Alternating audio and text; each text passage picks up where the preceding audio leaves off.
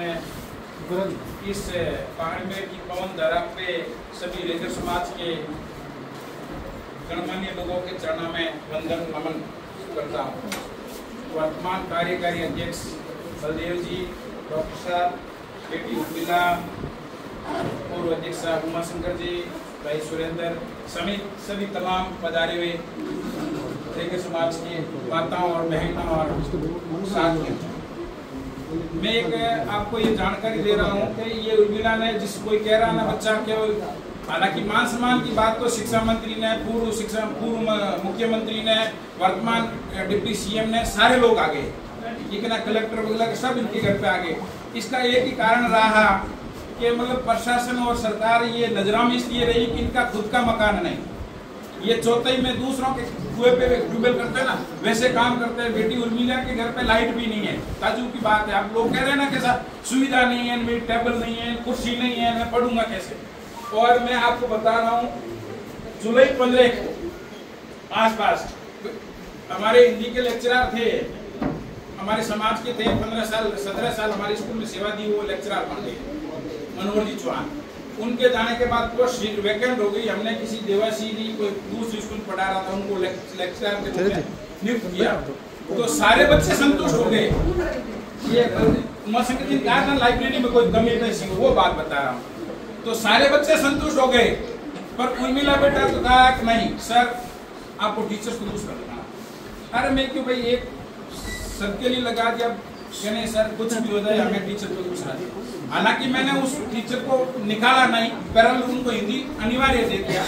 और साहित्य के लिए मैंने कोई सरपंच साहब है पास में वर्तमान में, उनसे रिक्वेस्ट की, उन्होंने जनरल में से टॉप रैंक कर अभी लेक्चरर, तो उनको मैंने रिक्वेस्ट किया, तो उन्होंने कहा सर कैसे काम चलेगा, मेरा तो वर्तमान कार्यकाल भी कम है, बीजेपी का भी हूँ, और बैराराम जी हमारे लोकल एमएलए, वो भी टाइम नहीं दे पाते हैं, समिति जाना पड़ता है, मीटिंग में कुछ मिल जाए सर।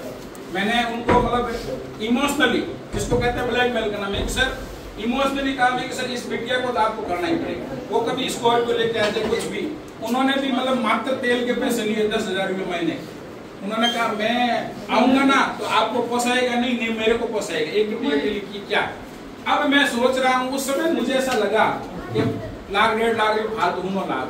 अब आज मुझे एहसास हो रहा है, जैसे उमा शंकर जी ने बताया ना, अगर बच्चा कोई गलती होती है, कोई कमी हो तो उसको बोलना चाहिए।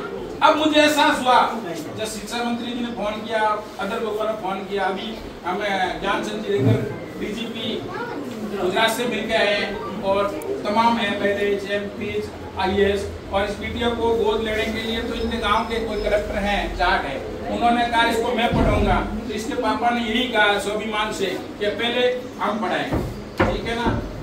कोरिया जी ने भी कहा, और तमाम बंसीलाल जी ने भी कहा था कि अभी हम इसको पढ़ा देंगे, जितना भी खर्चा लगेंगे।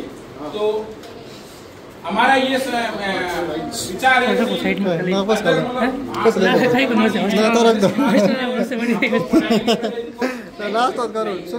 उर्मिला बिटिया से मुझे आशा है ये होनहार विद्यार्थी, जब 10th में भी इसके 97% समथिंग पढ़े थे ना, उस समय भी मैंने इनको बोला था कि बेटा तो साइंस ले लेते, सर मैं साइंस नहीं लूंगी, यूपीएससी करूंगी। अध्यक्ष साहब आपको नजरा में मतलब संज्ञान में डालता हूँ, हमारे क्लास में स्कूल में 2 बच्चे थे, बच्ची ने अ से नार और एप्पल भी हमारे यहीं से सीखा।